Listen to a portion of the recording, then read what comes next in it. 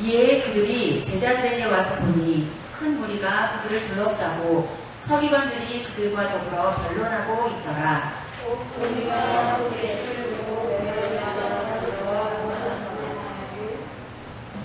예수께서 물으시되 너희가 무엇을 그들과 변론하느냐?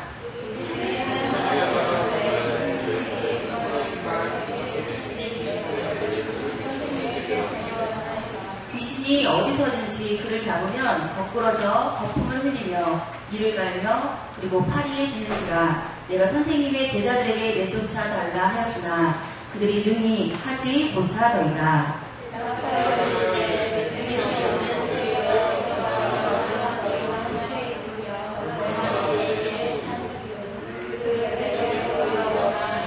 이에 데리고 오니 귀신이 예수를 보고 곧 그 아이로 심히 경련을 일으키게 하는지라. 그가 땅에 엎드러져 구르며 거품을 흘리더라.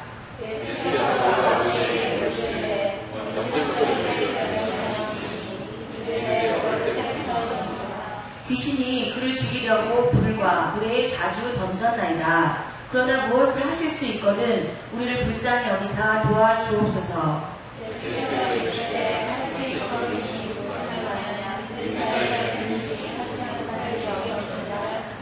곧 그 아이의 아버지가 소리를 질러 이르되 내가 믿나이다. 나의 믿음 없는 것을 도와주소서 하더라.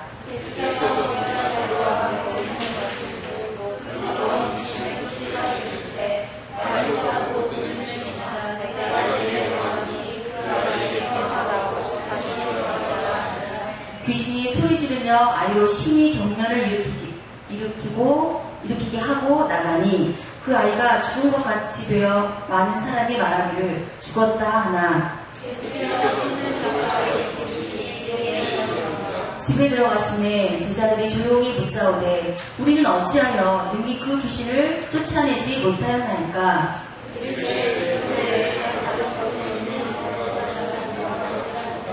아멘. 네, 성경에는 참 기적에 대한 많은 그 내용들이 기록되어 있습니다. 우리가 기적하면 그 자연법칙을 따라 사는 그 일상의 삶에 일어나는 정말 아주 특이한 현상을 우리는 이제 기적이라고 하죠. 불가능한 일들을 정말 상상할 수 없는 일이 일어날 때 정말 우리는 기적이다라는 표현들을 쓰죠. 여러분, 오늘날 우리가 정말 최첨단 과학 시대에 살고 있습니다. 우리가 왜 전에 그 2040년에 일어날 그 과학 상상 영화라고 하나요? 그런 영화에 보면 그 자동차가, 날개 달린 자동차가 있어서 하늘과 이 지상을 이렇게 오가는 그 차가 등장을 하는데요. 여러분, 그 차가 시판된 거 아십니까? 지금 그 30만 달러에, 그러니까 우리나라로 하다가 한 3억쯤 넘죠.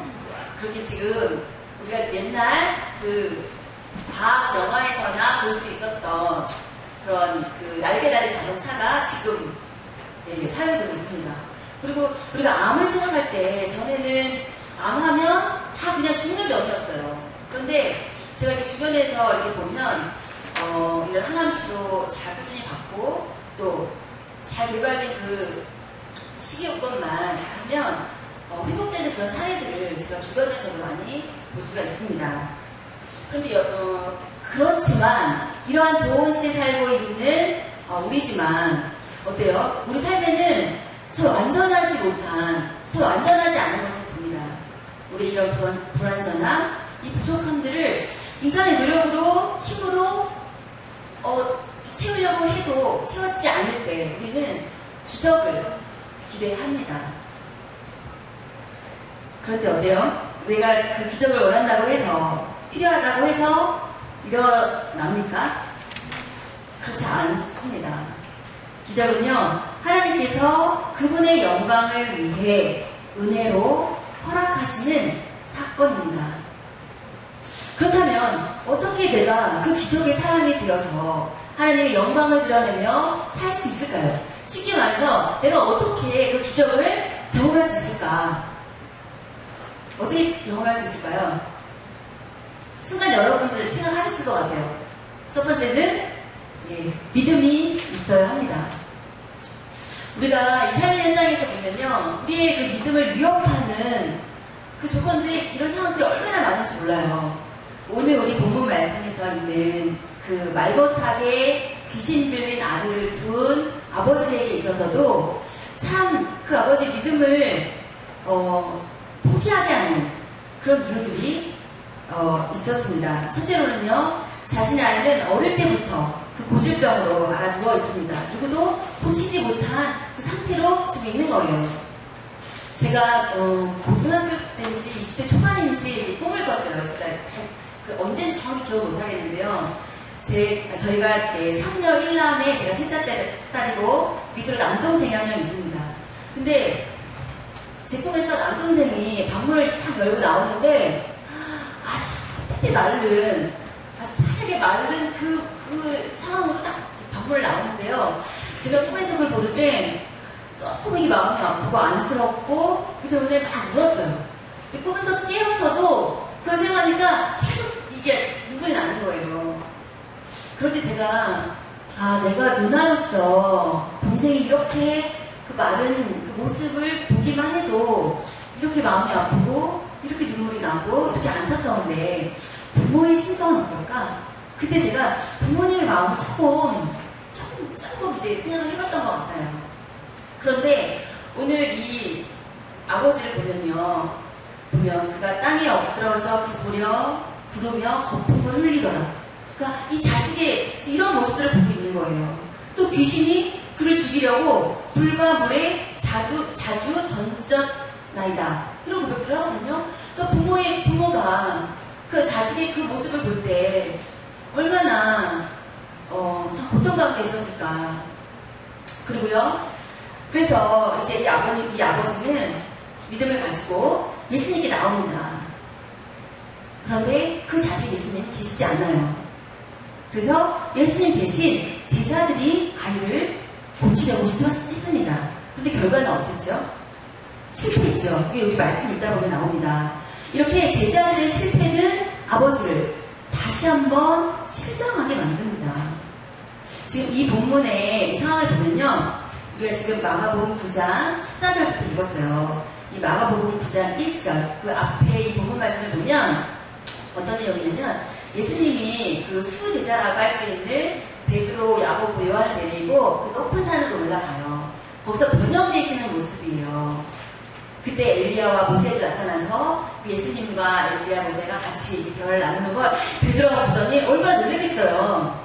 그러니까는 내가 여기 초막 셋을 짓겠다고 자기들의 집은 알 생각도 못하고 예수님과 엘리야와 모세를 위해서 내가 초막 셋을 짓겠다. 이런 변형된 사건이 지금 일어나고 있고 그러니까 나머지 그 12명 중에 그 9명의 제자만 남아있는 상황이었던 거예요.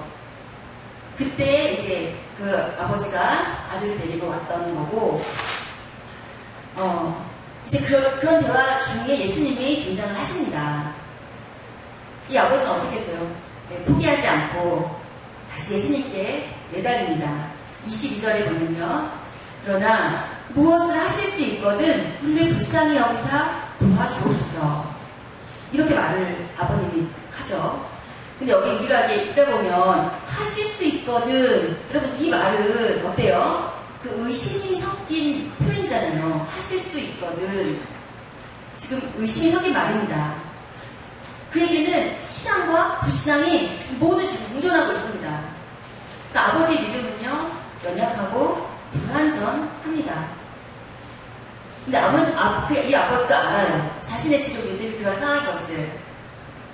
그렇기 때문에 예수님께서 말씀하시잖아요. 그 23절부터 보면 할 수 있거든이 무슨 말이냐? 믿는 자에게는 능히 하지 못할 일이 없느니라.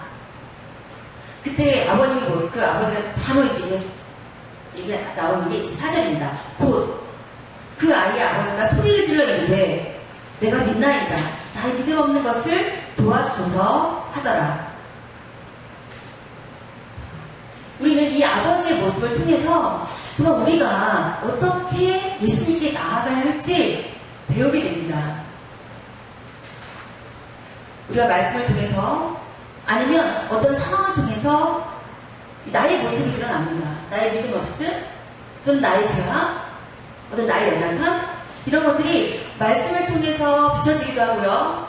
어떤 우리 인간관계 가운데에서 상황 속에 그 상황들을 통해서 나의 그 연약함이, 나의 죄성이, 나의 믿음 없는 것들이 드러납니다. 그럴 때 우리가 어떻게 해야 하는지 우리 이 본문에 나오는 그 아버지의 태도를 통해서 우리를 배워야 해요. 곧 그 아이 아버지가 소리질러 이르되 내가 믿나이다 나의 믿음 없는 것을 도와주소서. 네, 이것처럼 우리도 곧 우리의 모습을 고백하고 용서하고 주의 도우심을 구해야 합니다. 여러분, 그럴 때요 우리의 믿음이 한 번 더 자라나는 것들을 경험하게 됩니다. 예수님은 그의 이 겨자씨만한 이 믿음을 그 믿음으로 인정해 주시고 그 아들을 고쳐 주십니다. 자, 두 번째는 무엇이 있어야 할까요? 두 번째, 네, 기도입니다. 기도가 있어야 합니다.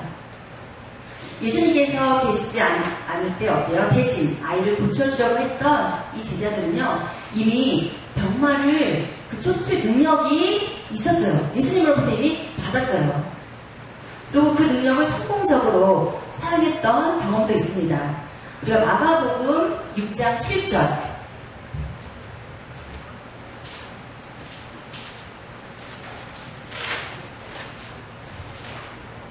마가복음 6장 7절을 보면요 12제자를 부르사 둘씩 보내시며 더러운 귀신을 제어하는 권능을 주시고 이렇게 그러다가 6장 12절 제자들이 나가서 회개하라 전파하고 13절 많은 귀신을 쫓아내며 많은 병자에게 기름을 발라 고치더라. 이렇게 제자들은요 이미 그 많은 질병들 귀신 들린 자들을 이미 쫓아내고 고쳤던 그런 경험들이 있습니다. 그래서 제자들은 어때요? 자신만만했습니다. 하나님의 도움이 없이도 고칠 수 있으리라 이 잘못된 확신 이것으로 그들이 기도하지 않았습니다. 기도는요 하나님께 대한 이 제자들의 의존성 곧 믿음을 표현하는 것입니다. 제자들은 자신들의 능력을 의지해서 기도하지 않았습니다.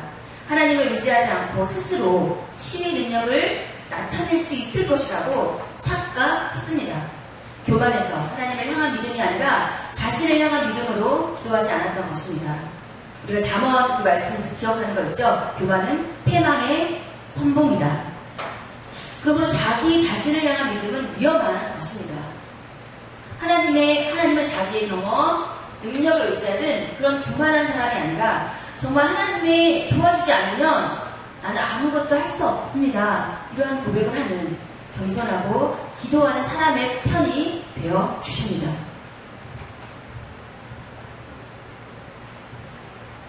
네, 제자들은요 그 스스로를 향한 잘못된 믿음, 그들의 경험, 그것으로 기도하지 않았습니다. 그러나 이 부분에 나오는 아버지를 보면 그 제자들과 대조적이죠. 예수님께서만이 아들의 운명을 책임져 주실 수 있다는 그러한 믿음을 가지고 치유에 기도를 합니다. 믿음과 기도로 아들을 예수님께 맡길 때 예수님께서는 아버지를 불쌍히 여기시고 아들을 고쳐주시는 기적을 허락하셨습니다. 예수님만이 우리의 인생을 인도해 주실 수 있다는 믿음으로 간구하면 우리의 기도에 또한 응답해 주십니다. 믿음과 기도로 정말 인생을 맡기는 자들에게 기적이 일어납니다. 제가 2000년도에 제가 훈련받았던 그 선교단체에서 홍콩으로 집회를 갔었습니다. 그때 제가 처음 그 해외 사역을 갔고, 이렇게 외국인들이 하나님을 만나고, 눈물 속에 고백하고, 회개하고, 여러 가지 막 이런, 은사들도 나타나고 그런 것들을 보면서 너무 신기했어요. 와, 외국인들도 이렇게 은혜를 받는구나 그랬는데요. 제 안에 갈등과 함께 고민이라고 할까? 이제 어떤 생각들을 하게 되었는데 저희 그 대표되는 선교사님께서 이렇게 뵈면 기도할 수 없었고 되게 냉랭했던 사람들이 선생님이 그들을 위해서 중보 기도해 주시고 또는 이제 안수를 해주신다거나 그러면 이 사람들이 터져나가는 거예요. 그러니까 기도를 못했던 사람들이 뭐 누굴 속에 하나님을 만나고 또 어떤 곳에서는 또 치유 역사가 또 일어나는 거예요. 그런 것들을 보면서 왜 똑같은 예수님을 믿는데 나와 선교사님은 다를까? 왜 이렇게 차이일까? 이런 갈등이 제 안에 있었어요. 근데 집회 예배를 드리는 중간에 제가 막 그런 고민들을 했어요. 왜일까? 이런 막 고민을 하고 있는데 저희 선교사님께서 제가 막 고민하고 생각했던 얘기들을 그대로 하시는 거예요. 지금 누군가 이런 생각을 하고 있다. 이런 고민을 하고 있다. 이런 갈등을 하고 있다. 그 얘기를 제가 하고 있는 생각을 그대로 말씀하시는 거예요. 그러면서 주셨던 해답이 있어요. 뭘까요? 기도였어요, 기도. 그 해답, 기도. 그러니까는 그렇게 많은 집회가 있고, 그렇게 많은 사역이 있지만, 선교사님은 홀로 하나님께 나아가는 아무도 모르는 기도의 시간. 무릎으로 하나님과의 그 만남의 시간. 그걸 말씀을 해주시더라고요. 그래서 정말 우리가 29절에 마지막 절 보면 기도 외에 다른 것으로는 이런 종류가 나갈 수 없느니라. 네, 그렇습니다. 오늘 본문 말씀은 우리에게 아이의 아버지처럼 예수님께서 우리 삶의 문제를 치유하실 수 있도록 더 많은 믿음을 가지고 항상 기도할 것을 요청하고 있습니다. 그 믿음과 기도가 있는 곳에 기적은 계속 일어날 것입니다. 요한복음 15장 5절에 말씀합니다. 나를 떠나서는 너희가 아무것도 할 수 없습니다. 이 말씀은요, 예수님 안에서는 모든 것이 기적마저도 가능하다는 말씀입니다. 우리가 이 시간 함께 기도할 텐데요.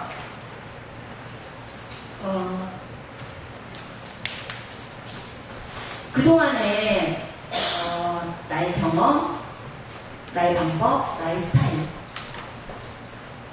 이런 것들을 고집하는 것이 아니라 정말 날마다 예수 그리스도 안에 있고 그 예수 그리스도 안에서 기도하는 기도의 사람, 예수 그리스도 안에서 주님을 온전히 신뢰하고 믿는 믿음의 사람, 하나님 그러한 사람이 되게 해 주십시오.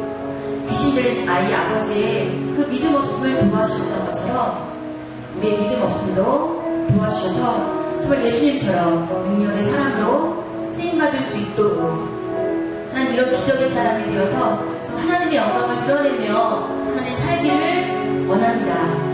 이런 마음으로 이 시간 함께 기도하겠습니다.